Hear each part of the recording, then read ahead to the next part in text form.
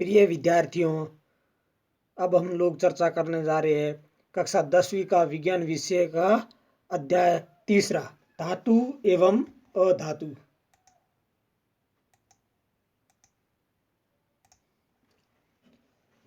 इसमें हम पाठगत प्रश्न मतलब पाठ के अंदर प्रश्न और उसके अभ्यास प्रश्नों के बारे में चर्चा करेंगे। थ्योरी मैंने कंप्लीट करवा ली है। आप थ्योरी को थार क्लासेस बाड़मेर चैनल पर देख सकते हो और उसी चैनल पर मैं ये वीडियो अपलोड कर रहा हूँ। धातु एवं अधातु मतलब इसमें प्रश्न और उस प्रश्नों का उत्तर बोर्ड क्लास में कैसे देना है। जैसे एग्जाम के समय में किन बातों को ध्यान में रखना है। विज्ञान में मतलब बात को कंप्लीट करना लेकिन लिखना शॉर्ट तरीके से, यही तो विज्ञान का नियम है।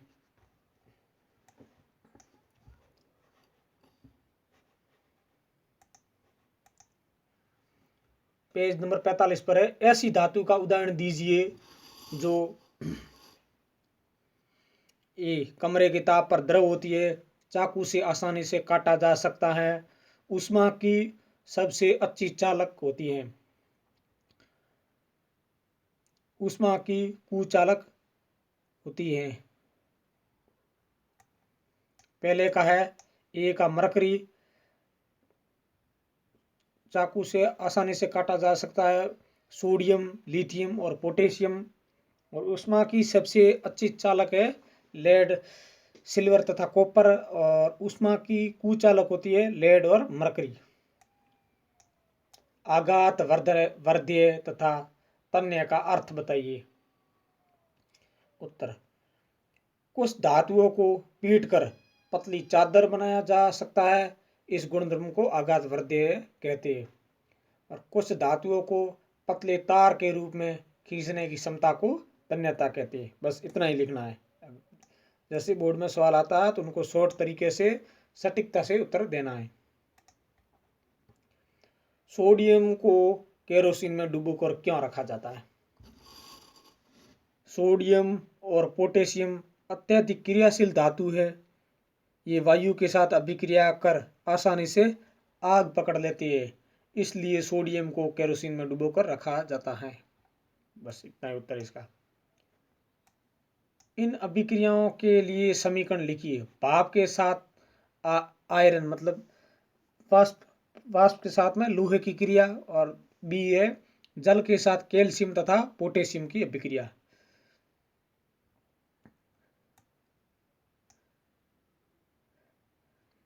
ए फेरस और ये वाष्प गैस, फेरस की जल के साथ में वाष्प के साथ में क्रिया से Fe3O4 बनता है प्लस हाइड्रोजन गैस बनती है। और जल के साथ में कैल्शियम तथा पोटेशियम की अभिक्रिया कैल्शियम और जल के साथ में कैल्शियम हाइड्रोक्साइड और हाइड्रोजन बनती है। प्रश्न, और इसी के स्थान पर पोटेशियम होगा तो पोटेशियम हाइड्रोक्साइड और हाइड्रोजन बनती है। ए प्रश्न तीसरा, ए बी सी एवं डी चार धातुओं के नमूनों को लेकर एक एक करके निम्न विलयन में डाला गया है। इससे प्राप्त परिणाम को निम्न प्रकार से सारणीबद्ध किया गया है।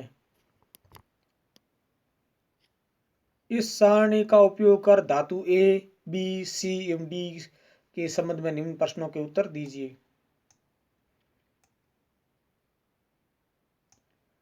ये है सबसे अधिक अभिक्रियाशील धातु कौन सी है? धातु बी है। धातु बी को कॉपर सल्फेट के विलयन में डाला जाए तो क्या होगा? और धातु ए बी सी एवं डी को अभिक्रिया के घटते हुए क्रम में व्यवस्थित करना है।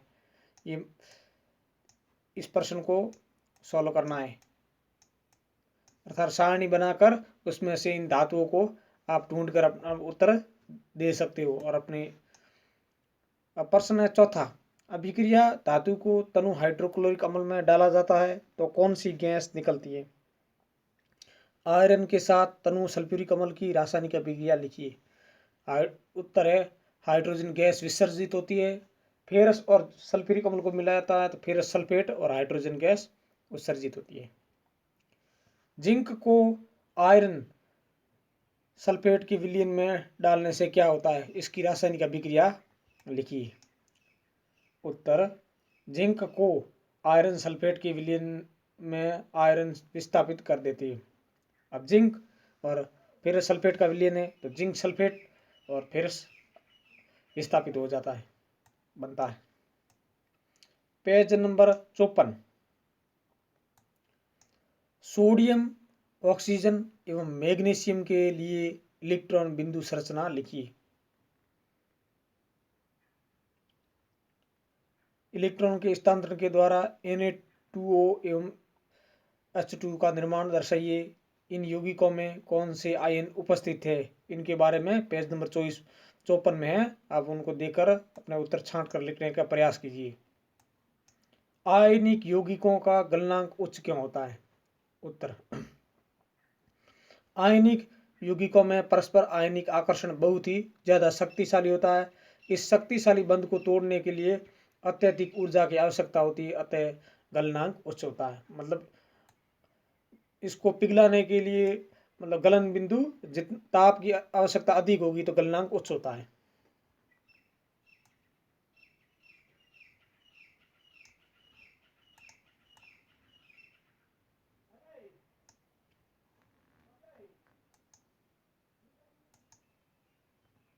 निम्न पदों की परिभाषा दीजिए। खनिज, अयस्क, गैंग। इंपॉर्टेंट है। खनिज वे पदार्थ होते हैं जिनसे धातुएं अपने यौगिकों के रूप में पाई जाती है। और दूसरा है अयस्क, ऐसे खनिज जिनसे धातुओं का निष्कर्षण अत्यधिक सरल व उपयुक्त होता है, अयस्क कहलाते हैं, अयस्क कहलाते हैं। गैंग, खनिज प्रकृति में शुद्ध रूप से प्राप्त नहीं होते, उनमें उपस्थित अशुद्धियों को गैंग कहते हैं। प्रश्न दूसरा,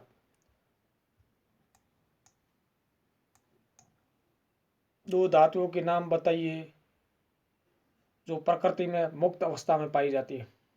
सोना और प्लेटिनम।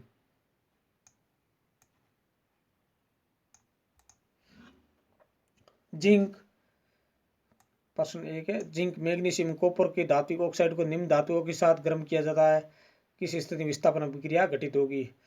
ये इसमें प्रश्न को दर्शाया नहीं गया है, अपनी बुक में पेज नंबर 61 में देखकर आप उनको सॉल्व कीजिए। कौन सी धातु आसानी से संक्षारित नहीं होती?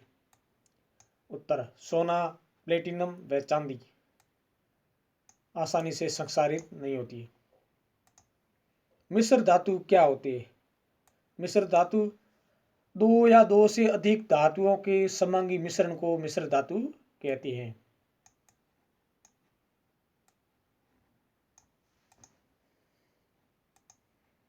निम्न में से कौन सा युगल विस्थापन अभिक्रिया प्रदर्शित करता है?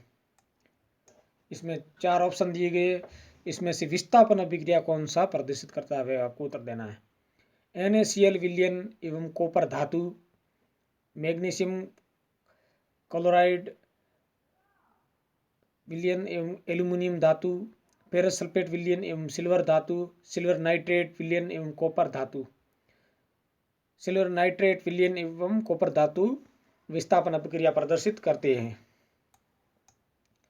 प्रश्न नंबर 2, लोहे की फ्राइंग पैन को जंग से बचाने के लिए निम्न में से कौन सी विधि उपयुक्त है?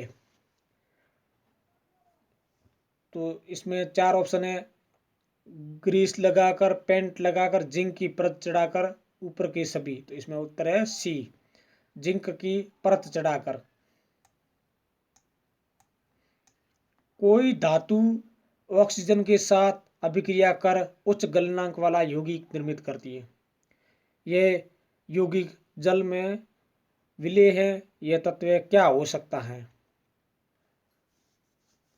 कैल्शियम, कैल्शियम, कार्बन, सिलिकॉन, लोहा। तो उत्तर है कैल्शियम। मतलब कोई धातु ऑक्सीजन के साथ में अभिक्रिया कर उच्च गलनांक वाला यौगिक निर्मित करती है एवं यौगिक जल में विलेय है, यह तत्व क्या हो सकता है? तो वह है धातु, मतलब है कैल्शियम। प्रश्न चौथा, खाद्य पदार्थ वे डिब्बों पर जिंक की बजाय टिन का लेप होता है क्योंकि ए टिन की अपेक्षा जिंक महंगा है, टिन की अपेक्षा जिंक का गलनांक अधिक है, टिन की अपेक्षा जिंक अधिक अभिक्रियाशील है और टिन की अपेक्षा जिंक कम क्रियाशील है। उत्तर है सी, टिन की अपेक्षा जिंक अधिक अभिक्रियाशील है।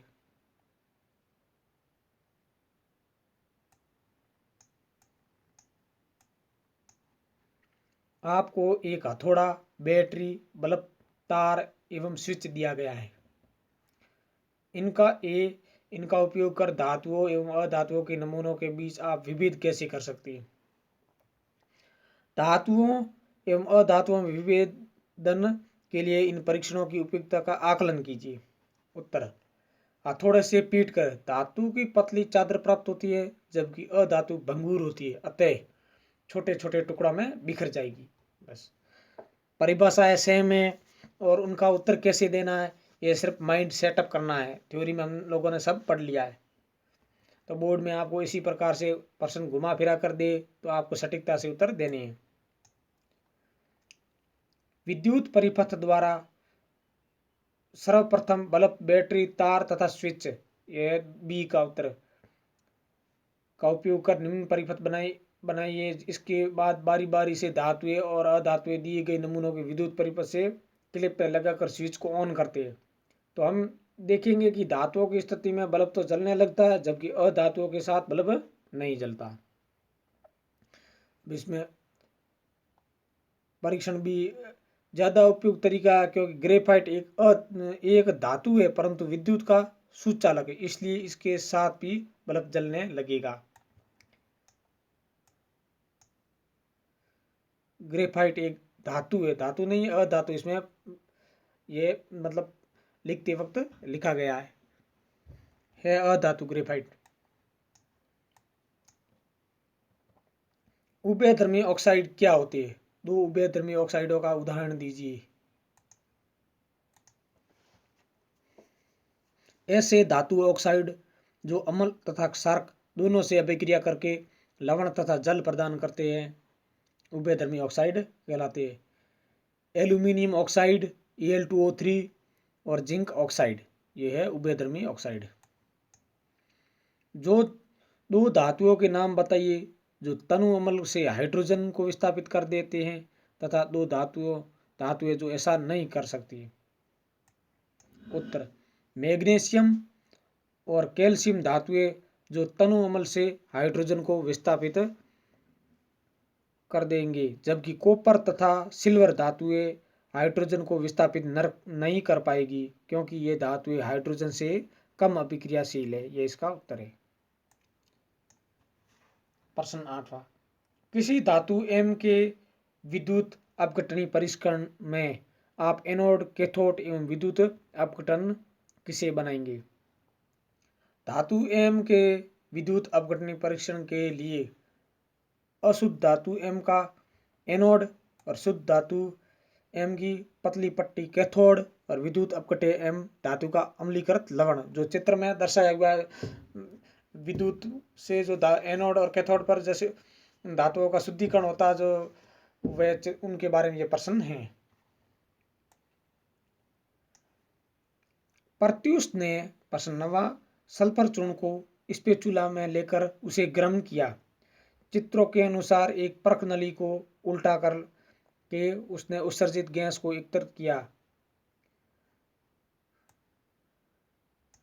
गैस की क्रिया क्या होगी? सूखे लिटमस पत्थर पर आर्द्र लिटमस पत्थर पर ऊपर की अभिक्रियाओं के लिए संतुलित रासायनिक समीकरण लिखिए।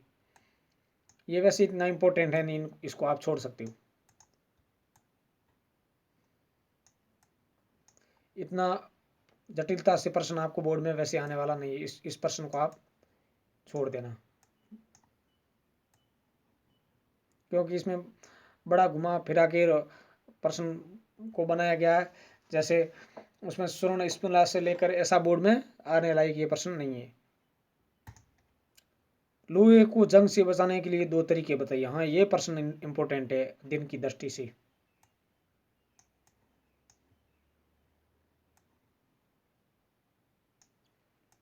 लोहे को जंग से बचाने के लिए दो तरीके निम्न है। यशत लेपन द्वारा, इस विधि में लोहे एवं इस्पात पर जिंक की पतली परत चढ़ाई जाती है। 2 नंबर उत्तर है पेंटिंग द्वारा, इस विधि में लोहे की वस्तु पर पेंट कर देते ताकि इसकी सतह वायु और आर्द्रता के सीधे संपर्क में न रही। बस इतना ही है।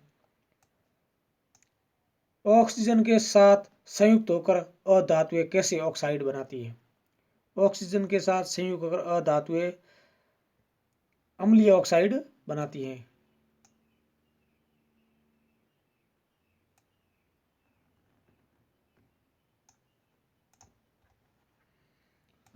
प्रश्न नंबर 12, कारण बताइए। अब इनका जो प्रश्न में कहा गया है उनका कारण बताना है। ए, प्लेटिनम, सोना एवं चांदी का उपयोग आभूषण बनाने के लिए किया जाता है। इस अब कारण, प्लेटिनम, सोना एवं चांदी चमकदार धातुएं हैं एवं संक्षारित भी नहीं होती, अतः इनका उपयोग आभूषण बनाने के लिए किया जाता है। बी, सोडियम, पोटेशियम एवं लिथियम को तेल के अंदर संग्रहित किया जाता है। अब इसका कारण क्या है? कारण को जानिए। सोडियम, पोटेशियम एवं लिथियम वायु में खुला छोड़ने पर अपनी अत्यधिक क्रियाशीलता के कारण आसानी से आग पकड़ लेती है, अतः इसको तेल के अंदर संग्रहित किया जाता है। अब सी, एल्यूमिनियम अत्यंत अभिक्रियाशील धातु है, फिर भी इसका उपयोग खाना बनाने वाले बर्तनों बनाने के लिए किया जाता है। उत्तर, कारण एल्यूमिनियम के बर्तन आसानी से संक्षारित नहीं होते, अतः ये ऊष्मा के सुचालक हैं।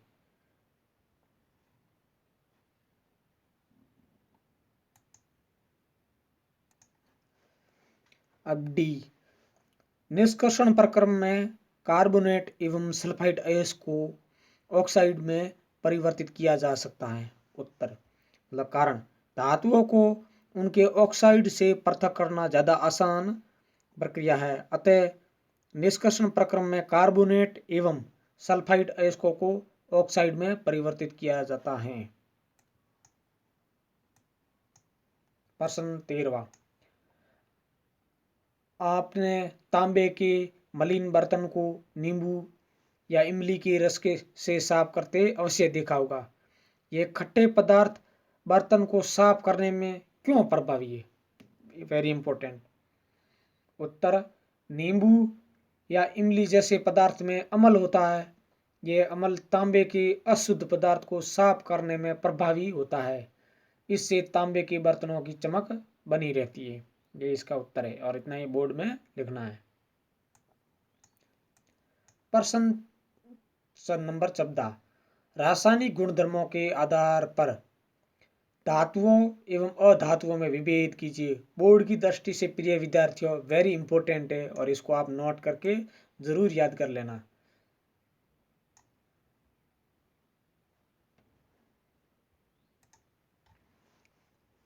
उत्तर, धातु के रासायनिक गुणधर्म। 1 नंबर, धातुएं क्षारीय ऑक्साइड बनाती है। और अधातु के रासायनिक गुणधर्म, अधातुएं अम्लीय या उदासीन ऑक्साइड बनाती है।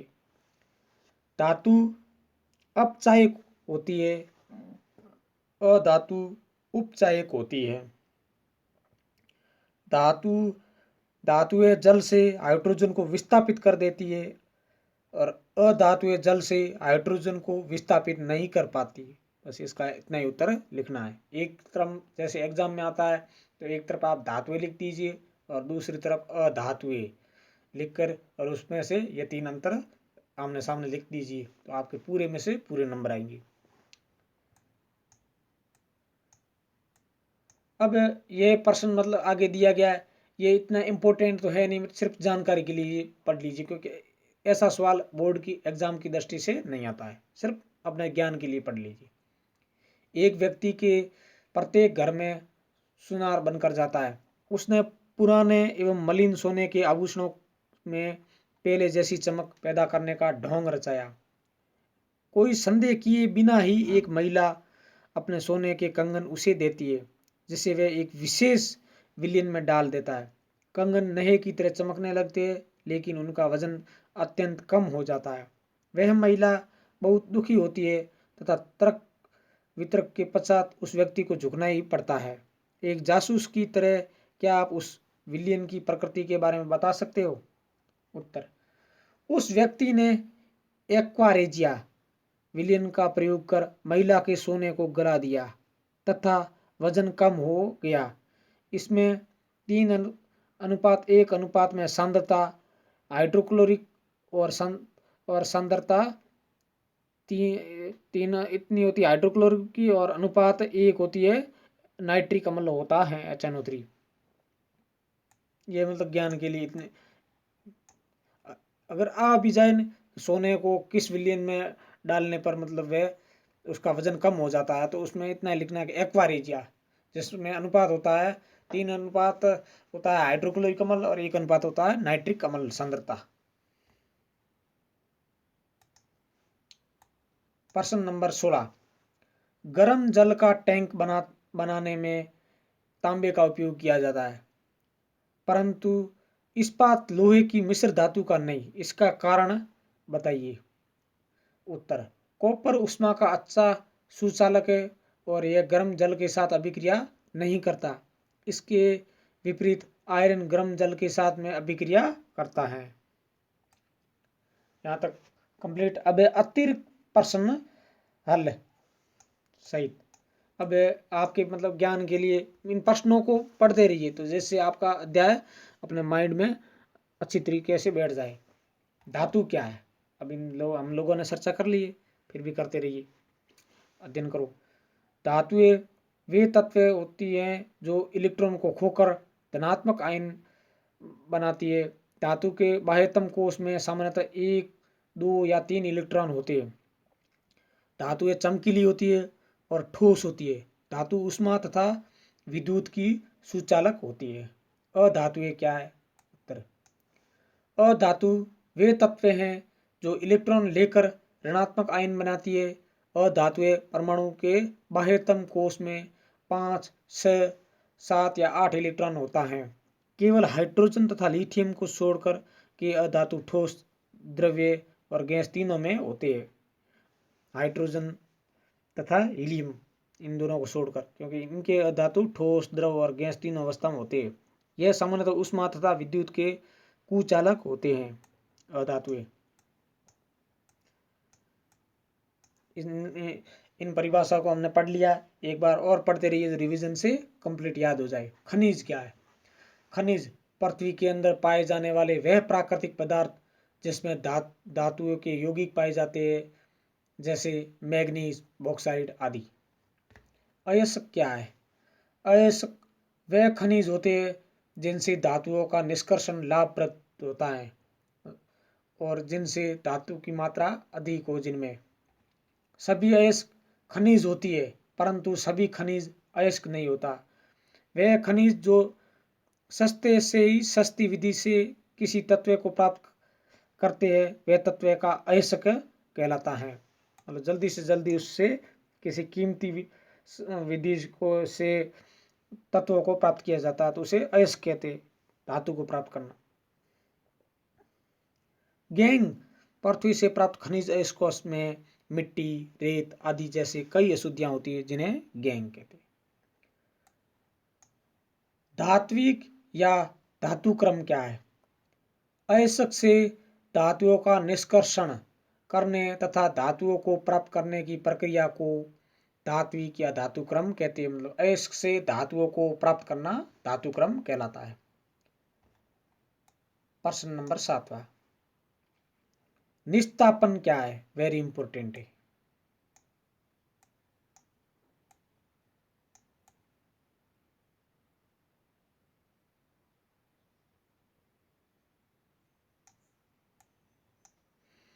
कार्बोनेट अयस्कों को वायु की अनुपस्थिति में अयस्क को गर्म करके ऑक्साइड में परिवर्तित करना ही निस्तापन कहलाता है। अयस्क का समृद्धीकरण क्या है? उत्तर: अयस्कों में से अवांछनीय अशुद्धियों को दूर करने की प्रक्रिया को अयस्क का समृद्धीकरण या सांद्रण कहते हैं। भर्जन क्या है? Very important. सल्फाइड अयस्कों को वायु की उपस्थिति में गर्म करके ऑक्साइड में परिवर्तित करना भर्जन कहलाता है। मतलब सल्फाइड अयस्कों को वायु की उपस्थिति में गर्म करके ऑक्साइड में परिवर्तित करना भर्जन कहलाता है। प्रश्न नंबर 10वां, धातु परिष्करण क्या है? धातु परिष्करण की कितनी विधियां हैं? तो उत्तर, अशुद्ध धातुओं को शुद्ध करना ही धातु परिष्करण है। बस एक लाइन में इसका उत्तर है।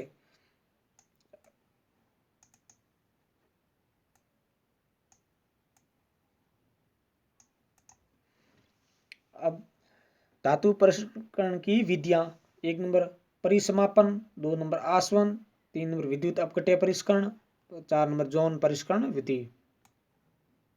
प्रश्न नंबर 11, धातु का संक्षारण क्या है? अर्थात संक्षारण के बारे में हम लोगों ने अध्याय 2 में भी चर्चा कर ली थी और यहाँ भी कर लीजिए।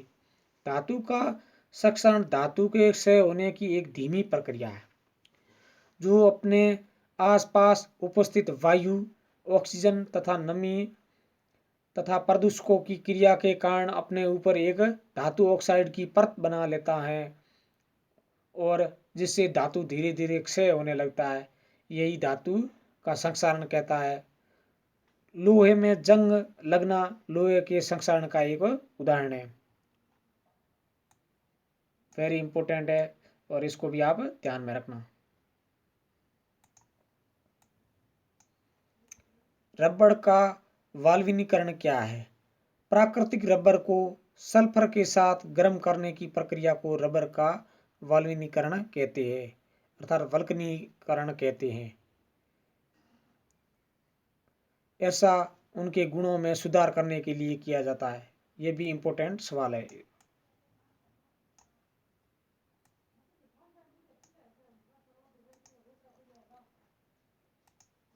प्रश्न नंबर 13, हम लोगों ने एक बार इनकी चर्चा कर ली है। रिवीजन के तौर पर एक बार और भी इसको मेरे साथ में दोहराते रहिए। आघात वर्ध्यता तथा तन्यता का क्या अभिप्राय है? अब आघात वर्ध्यता धातुओं का वह गुण जिनसे उनको हथौड़े से पीट कर पतली चादर बनाई जा सकती है। धातुओं के इस गुण को आघात वर्ध्यता कहते हैं। जैसे सोना तथा चांदी सबसे अधिक आघात वर्ध्य धातुएं हैं। और तन्यता धातुओं का वह गुण जिनसे उनको खींचकर पतली तार बनाया जा सकता है। धातुओं के इस गुण को तन्यता कहते हैं। मिश्र धातु, प्रश्न नंबर 14, मतलब कई धातुओं का मिश्रण। किसी धातु का अन्य धातु या अधातु के साथ समांगी मिश्रण को मिश्र धातु कहते हैं। ये इसकी परिभाषा है। उन्हें पिघली अवस्था में रखकर प्राप्त किया जाता है। धातुओं की संक्षरण रोकने की 2 विधियों को लिखिए। सरलता से आप लिख सकते हो। एक तो रोधी विधि द्वारा, इसमें उत्तर 1 नंबर रोधी विधि द्वारा, मतलब वायु को उससे संपर्क में नहीं आने देना।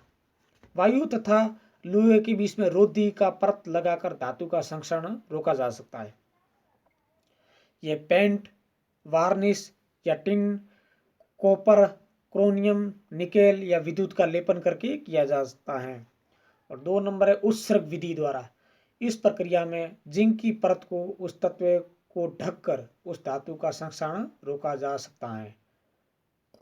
इस प्रक्रिया को गैल्वेनीकरण या यशद लेपन कहते हैं। वेरी इंपॉर्टेंट, एग्जाम के अंदर अगर आए, मान लो 3 नंबर का सवाल या 2 नंबर का आए तो ऐसे आएगा, यशद लेपन किसे कहते हैं, या ऐसे भी आ सकता है कि गैल्वेनीकरण किसे कहते हैं। तो उसमें जिंक की परत को लोहे पर चढ़ाकर या कोई भी धातु उस पर चढ़ाना यशद लेपन कहलाता है, जो उस धातु को संक्षारण से रोकता है। यशद लेपन या जस्तीकरण या गैल्वेनीकरण किसे कहते हैं? बस इतना आएगा तो आपको इतना ही उत्तर देना। किसी धातु पर जस्ता लेपन की प्रक्रिया को जस्तीकरण या गैल्वेनीकरण कहते हैं। अयस्क को समृद्धि करने की विधियों का वर्णन कीजिए। बड़ा सवाल जरूर आ सकता है और इसको ध्यान में रखना है। 1 नंबर द्रव्य चालित ढुलाई। इस विधि का उपयोग ऑक्साइड अयस्क को समृद्ध करने के लिए किया जाता है। गैंग कण सामान्यतः अयस्क कणों के सापेक्ष हल्के होते हैं। इस प्रक्रम को संक्षारित एवं बारीक पिसे हुए अयस्क को जल धारक द्वारा धुलाई करते हैं, जिसके फलस्वरूप हमें हल्के गैंग कण जल धारण के साथ बहने के उपरांत भारी अयस्क कण प्राप्त होते हैं। मतलब एक ढलान पर इसको पूरे गाढ़े द्रव को डाला जाता है और उसमें से अयस्क के भारी कण प्राप्त होते हैं। अब फैन प्लवन प्रक्रम। इसमें पूरे विलयन को, जो भी वो पदार्थ होता है, उसको एक फैन के द्वारा घुमाया जाता है और उसमें से कुछ धातुएं झाग के रूप में ऊपर आ जाती है। यह विधि विशेष रूप से कॉपर, जिंक एवं लेड के सल्फाइड अयस्कों को गैंग से पृथक करने के लिए उपयोग में लाई जाती है। वेरी इंपॉर्टेंट है फैन प्लग। इस प्रक्रम में बारीक हुए अयस्क एक बड़े टैंक के जल के साथ मिश्रित करके करदम बना लेते हैं। तत्पश्चात उसमें चीड़ का तेल डालते हैं। इस करदम में जब तीव्र गति से वायु प्रवाहित की जाती है तो उसके फलस्वरूप हल्का तेल फैन, जिसमें मुख्यतः सल्फाइड अयस्क होता है, ऊपर उठकर टैंक की ऊपरी सतह पर मलय फैन के रूप में तैरता है, जिससे अपलमलन करके सुखा लेते हैं। चूंकि अयस्क गैंग भारी होती है, इसलिए जल में डूबकर टैंक के तल पर जमा हो जाती है। ये इसका चित्र है। फैन प्लवन प्रक्रम। सल्फाइड अयस्क युक्त बुलबुले, चीड़ के तेल के युक्त जल और यह संपीड़ित वायु। अब है विद्युत चुंबकीय पृथक्करण। इस विधि से चुंबकीय अयस्कों को अलग किया जाता है।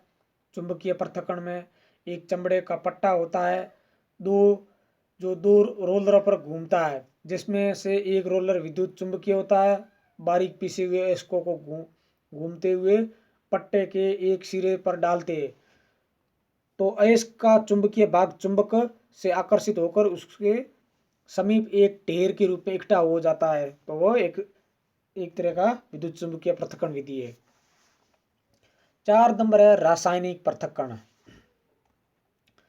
रासायनिक पृथक्करण प्रक्रम में अयस्क एवं गैंग के रासायनिक गुणधर्मों की भिन्नता के आधार पर बनाने से हैं। इस प्रक्रम में शुद्ध धातु प्राप्त करने के लिए विभिन्न रासायनिक प्रक्रियाओं का उपयोग करते हैं। प्रश्न 17, अपचयन क्या है? धातु यौगिकों से धातुओं को प्राप्त करने में प्रक्रम को अपचयन कहते हैं। मतलब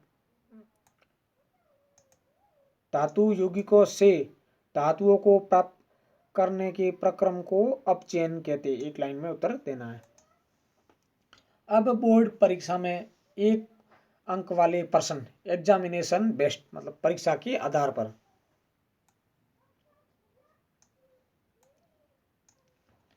दो धातुओं के नाम लिखिए जो ऊष्मा की सर्वाधिक चालक है।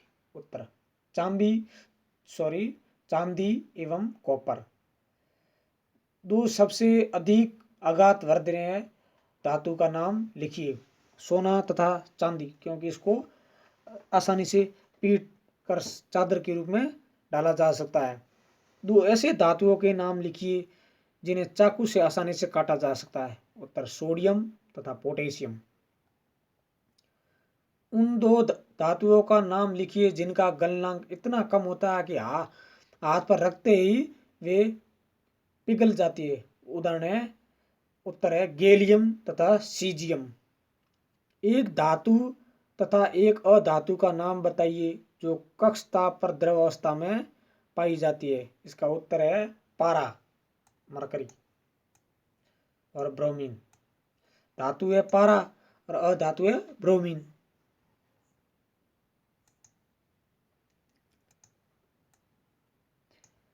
एक ऐसी अधातु का नाम बताइए जिसकी सतह चमकदार होती है। उत्तर आयोडीन। धातु एवं अधातुएं किस प्रकृति के ऑक्साइड बनाती हैं? धातुएं क्षारीय ऑक्साइड तथा अधातुएं अम्लीय ऑक्साइड बनाते हैं। धातु क्षारीय ऑक्साइड और अधातुएं अम्लीय ऑक्साइड बनाती हैं। कार्बन के उस अपर रूप का नाम बताइए जो अभी तक ज्ञात सर्वाधिक कठोर पदार्थ है। उत्तर है हीरा। उन दो धातुओं का नाम लिखिए जो पानी में रखने पर तैरने लगती है। उत्तर कैल्शियम तथा मैग्नीशियम, जो पानी में रखने पर तैरने लगती है। कौन सी दो धातुएं तनु नाइट्रिक अम्ल के साथ अभिक्रिया करने पर हाइड्रोजन गैस उत्पन्न करता है? मैग्नीशियम तथा मैग्नीज इसका उत्तर है। सोडियम तथा पोटेशियम धातु को केरोसिन में क्यों डुबो कर रखा जाता है? क्योंकि ये वायु से अभिक्रिया कर लेते। उत्तर सोडियम तथा पोटेशियम हवा एवं जल के साथ सामान्य ताप पर भी बहुत तेजी से अभिक्रिया करती है। यदि इसे खुला रखा जाए तो वह आग भी पकड़ लेती है। अतः इसकी सुरक्षा के लिए इसे केरोसिन के तेल में या मिट्टी के तेल में डुबो कर रखा जाता है। मैग्नीशियम धातु जब हवा में जलती है तब उसकी लोह का रंग क्या होता है? हल्का हरा और नीला।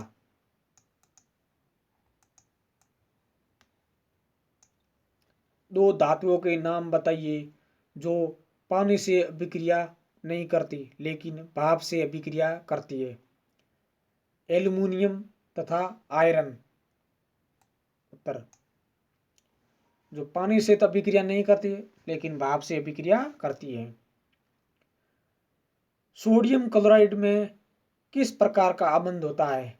उत्तर है आयनिक अबंध। मतलब इसमें आयन होते हैं Na+ और Cl नेगेटिव, जो इसमें आयनिक अबंध होता है। निम्न रासायनिक अभिक्रिया में उपचायक का नाम बताइए। Fe2O3 प्लस एल्यूमिनियम तो Al2O3 प्लस फेरस बनता है। तो इसमें उपचायक का नाम बताना है। तो इसमें उपचायक है एल्यूमिनियम, क्योंकि इसमें एल्यूमिनियम के साथ में ऑक्सीजन की वृद्धि हो रही है, तो वह है उपचायक। अब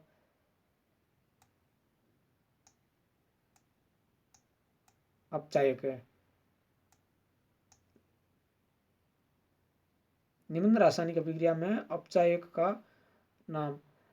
अपचायक मतलब Al2 और Al2O3 बनता है और फिर यहाँ से ऑक्सीजन का ह्रास हो रहा है। अभिक्रिया में मैंने आपको यह पढ़ा लिया है, अभिक्रिया हो रही है उसमें ऑक्सीजन का जुड़ना, जैसे कोई पदार्थ के साथ में ऑक्सीजन जुड़ती है तो वह होता है उपचायक, और ऑक्सीजन का निष्कासन तो उसे कहते हैं अपचायक। तो जैसे इसमें ऑक्सीजन Fe2O3 से एल्यूमिनियम से Al2O3 बनती है और फिर से, तो यहाँ से अभिकारकों से ऑक्सीजन क्या जुड़ी है या निष्कासित हुई है? तो इसमें अभिकारक से ऑक्सीजन का हटना, अर्थात इसे एल्यूमिनियम है जिसमें अपचायक हो रहा है। उस विधि का नाम बताइए जिसके द्वारा सक्रियता श्रेणी में सबसे ऊपर स्थित धातुओं को निष्कर्षित किया जाता है। वह है विद्युत अपघटनी अपचयन। 1 नंबर के रूप में धातुओं के निष्कर्षण में सामान्यतः उपयोग में लाए जाने वाले एक सस्ते अपचायक का नाम लिखिए। उत्तर है कार्बन। विद्युत अपघटनी परिष्करण में अशुद्ध धातु से बनी इलेक्ट्रोड कौन सी है तथा शुद्ध धातु से बनी इलेक्ट्रोड कौन सी है? उत्तर है अशुद्ध धातु से बनी इलेक्ट्रोड एनोड बनाते हैं। वेरी इंपॉर्टेंट है। अशुद्ध धातु से बनी इलेक्ट्रोड एनोड बनाते हैं और शुद्ध धातु से बनी इलेक्ट्रोड को कैथोड बनाया जाता है। वेरी इंपॉर्टेंट है। बोर्ड में ऐसे ही सवाल आते हैं प्रिय विद्यार्थियों। आप लोग सोचते हैं कि सीधे सरल तरीके से, कभी कभी सवाल को घुमाकर भी पूछा जाता है विज्ञान में। तांबे की विद्युत अपघटनी परीक्षण में उपयोग होने वाले विद्युत अपघट्य का नाम लिखिए। उत्तर अम्लीकृत कॉपर सल्फेट का विलयन। प्रिय विद्यार्थियों, अच्छे नंबर लाने के लिए थोड़ी अच्छी मेहनत भी करनी पड़ती है। आप लोग समझ रहे होंगे कि हमें सरलता से नंबर भी प्राप्त हो जाए और अच्छे अंक आए। मेहनत के सिवा कुछ और नहीं होने वाला है। आपको मेहनत बार बार करनी पड़ेगी। विज्ञान में जितनी अधिक बार उन चीज़ों को दोहराओगे तो वह अपने माइंड में उतनी जल्दी सेटअप होगी। एक बार पढ़ने से कुछ नहीं होता है। टाइम टेबल बनाकर नियमित रूप से आप अपने अध्यायों का दोहरान करते रहिए और अपने अध्ययन को करते रहिए, तभी जाकर आप जिंदगी में एक दिन सफल होगे। एक बार अध्ययन करने से कुछ नहीं होता है। चीज़ों को बार बार रिवाइज करते रहिए, तभी जाकर आप उसको सीखोगे। सिर्फ पढ़ने का मकसद ये इतना ही नहीं होता कि हम एग्ज़ाम तक मतलब एक बढ़िया नंबर लाए। पढ़ना उस तरीके से कि ज़िंदगी में अच्छे से अच्छे अंक प्राप्त करने के बाद में भी हम लंबे समय तक इन चीज़ों को अपने अंदर स्थायित्व प्राप्त कर सके, अर्थात चीज़ों को समझने में पूरी कोशिश कीजिए। मेरे कहने का तात्पर्य ये है। अमलगम किसे कहते हैं? यदि कोई एक धातु पारद है तो इसकी मिश्र धातु को अमलगम कहते हैं। एक नंबर में ऐसे ही सवाल आते हैं और ऐसा ही उत्तर आपको देना है। लोहे से स्टेनलेस स्टील कैसे प्राप्त होता है? लोहे के साथ में निकेल एवं क्रोमियम मिलाने पर हमें स्टेनलेस स्टील प्राप्त होता है। लोहे के साथ निकेल एवं क्रोमियम मिलाने पर हमें स्टेनलेस स्टील प्राप्त होता है। इसको कठोर बनाने के लिए लगभग 0.05% कार्बन मिलाया जाता है।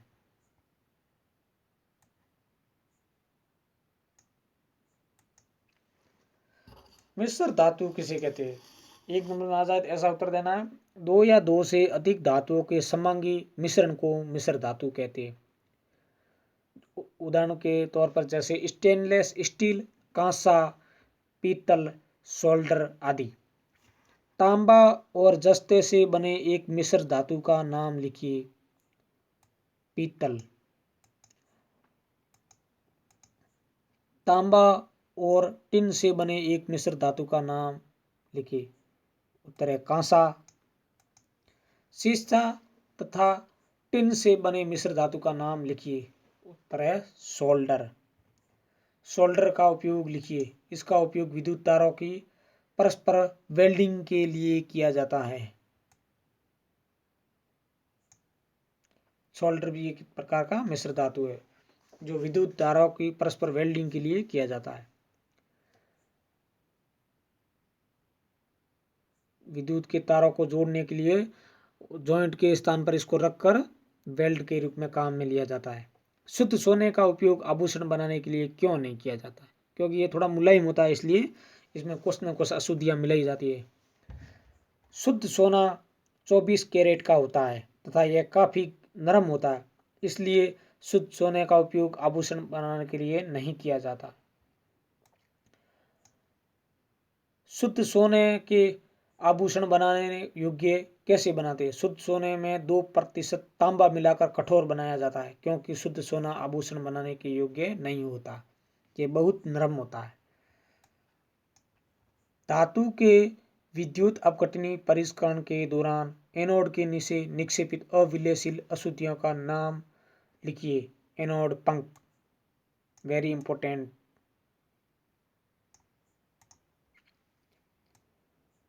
अब है 2 अंक के प्रश्न एग्जामिनेशन के आधार पर, परीक्षा के आधार पर। एल्यूमिनियम के अयस्क को कार्बन द्वारा अपचयित करके एल्यूमिनियम क्यों नहीं प्राप्त किया जा सकता? उत्तर है क्योंकि एल्यूमिनियम सक्रियता श्रेणी में उच्च है, जबकि सक्रियता श्रेणी के मध्य आने वाले धातुओं के अयस्कों को कार्बन द्वारा अपचयित करके धातु प्राप्त किया जाता है। प्रश्न नंबर 2, सक्रियता श्रेणी में मध्य में आने वाले धातुओं के अयस्कों का निष्कर्षण कैसे किया जाता है? सक्रियता श्रेणी के मध्य आने वाले धातुओं के अयस्कों का कार्बन द्वारा अपचयित करके धातु प्राप्त किया जाता है। ये उसका उत्तर है। सक्रियता श्रेणी में नीचे आने वाले धातुओं के अयस्कों निष्कर्षण कैसे किया जाता है, धातुओं के अयस्कों का निष्कर्षण कैसे किया जाता है, तो वो है गर्म करके सबसे नीचे की आने वाली धातुओं को। प्रश्न, स्टेनलेस स्टील के दो गुण लिखिए तथा इसको बनाने में कार्बन क्यों मिलाया जाता है। हम लोगों ने चर्चा कर ली है। स्टेनलेस स्टील के दो गुण, ये कठोर होता है, इसमें जंग नहीं लगता, कार्बन मिलाने से ये अत्यधिक कठोर हो जाता है, इसलिए इसको बनाने में कार्बन मिलाया जाता है। एक तत्व ए ऑक्सीजन के साथ अभिक्रिया करने पर ऑक्साइड बनाता है, जिसका पानी में विलयन लाल लिटमस को नीला कर देता है। तत्व ए धातु या अधातु है। उत्तर, धातु। चूंकि लाल लिटमस को नीला करने का गुण क्षारकीय में होता है, धातुओं में ऑक्साइड की प्रकृति क्षारीय होती है, अतः ये एक धातु है। क्या अधिकांश धातुएं नाइट्रिक अम्ल के साथ अभिक्रिया करके हाइड्रोजन उत्पन्न करती है, कारण दीजिए। उत्तर है नहीं। सभी धातुएं नाइट्रिक अम्ल के साथ अभिक्रिया करके हाइड्रोजन गैस उत्पन्न नहीं करती, क्योंकि नाइट्रिक एक प्रबल ऑक्सीकारक होता है जो उत्पन्न हाइड्रोजन को ऑक्सीकृत करके जल में परिवर्तित कर देता है एवं स्वयं नाइट्रोजन के किसी ऑक्साइड में अपचयित हो जाता है। वेरी इंपॉर्टेंट है। सोडियम क्लोराइड का क्वथनांक उच्च क्यों होता है। उत्तर, सोडियम क्लोराइड एक आयनिक यौगिक है, इसलिए इसका क्वथनांक उच्च होता है, क्योंकि मजबूत अंतर आयनिक आकर्षण को तोड़ने के लिए बहुत अधिक ऊर्जा की आवश्यकता होती है।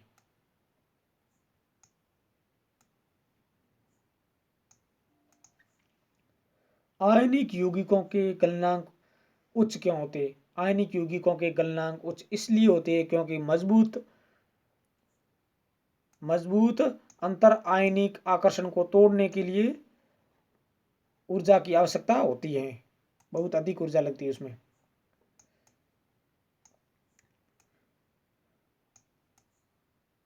आयनिक यौगिक ठोस एवं कठोर क्यों होते हैं। उत्तर है, धन एवं ऋण आयनों के बीच मजबूत आकर्षण बल के कारण आयनिक यौगिक ठोस एवं कठोर होते हैं, क्योंकि उसमें से जैसे कोई भी है तो उसमें धनायन और ऋणायन आपस में मजबूत रूप से जुड़े होते हैं, इसलिए वे ठोस एवं कठोर होते हैं। जैसे NaCl भी एक आयनिक यौगिक है।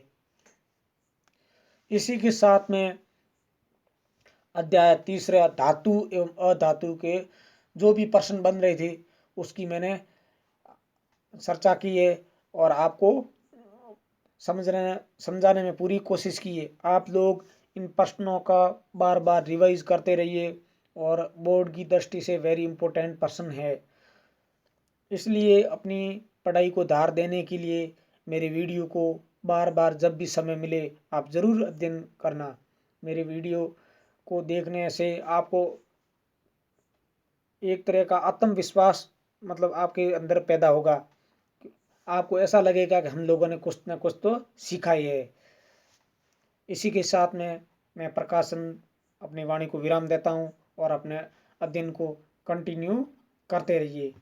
कभी भी मेरे प्यारे विद्यार्थियों अपने समय को व्यर्थ मत गंवाइए। समय बड़ा अनमोल है, इसकी कोई कीमत नहीं है और सबसे बड़ा धन है विद्या। विद्या एक ऐसा धन है जो कभी खर्च नहीं होती है, तो अपने समय को विद्या पर लगाइए।